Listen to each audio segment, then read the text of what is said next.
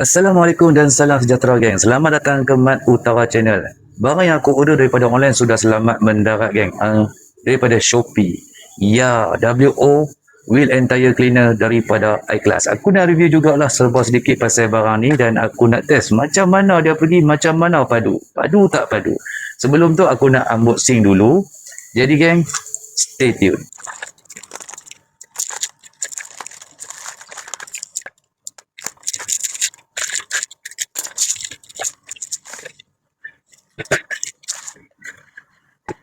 Ini barang yang kita akan dapat dalam setiap pembelian geng. Beli WO Wheel and Tire Cleaner akan dapat sekali dengan botol kosong macam ni, botol spray kosong macam ni. Tujuan dia untuk kita bancuh shampoo ni masuk dalam botol spray ni sebelum kita nak gunakan geng. Nanti aku tunjukkan cara macam mana nak bancuh dia geng. Okey geng. Apa tujuan WO Wheel and Tire Cleaner ni? Tujuan dia untuk melembutkan ataupun menanggalkan kotoran-kotoran degil yang melekat dekat tayar ataupun rim kereta geng. Sebagai contoh, tayar yang sudah kekuningan ataupun berkarat, senang cerita sudah kusam, nak balikkan warna asal dia tu balik, nak tanggalkan kotoran degil yang melekat kat tayar tu lah. Dan juga rim yang mana pakai brake disc lah paling ketara lah, pairing disc, memang akan nampak ketara disebabkan habuk-habuk brake yang melekat dekat rim kereta tu. Bila kita tak cuci ataupun tak selenggarakan dalam masa yang lama, dia akan melekat kat dinding-dinding rim tu, menjadikan susah untuk tanggal apabila kita nak buat cucian geng. Dan apa yang aku fahamkan pasal Double Zero ni geng, dia tiada kandungan soda, jadi ia selamat digunakan di atas permukaan cat maupun di atas permukaan krom geng. Jadi geng, kebetulan aku punya rim kereta ni warna krom. Warna krom geng. So, jom kita test geng. Padu tak padu?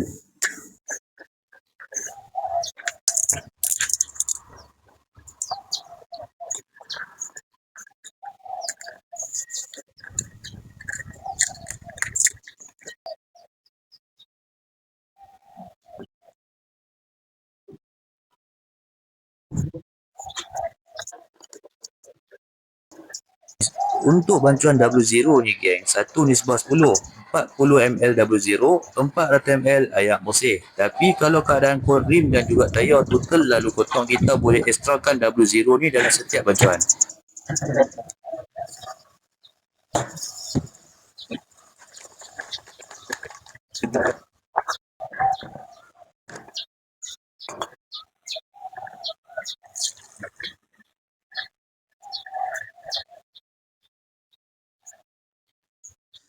Ini keadaan rim dan tayar kereta aku geng. Setelah 2 bulan aku tak basuh geng. Dalam tempoh 2 bulan tu kira aku tak buat sebarang cucian terhadap rim dan juga tayar ni. Memang keadaan dia sangat-sangat kotor geng. Disebabkan semata-mata aku nak test double zero daripada iClass ni geng, untuk tengok macam mana hasil dia, padu tak padu geng. Konsep dia simple geng. Aku akan bahagi pada 2 bahagian, iaitu di mana sebelah sini aku tak apply, sebelah sini aku apply geng, untuk tengok macam mana hasil dia pergi geng.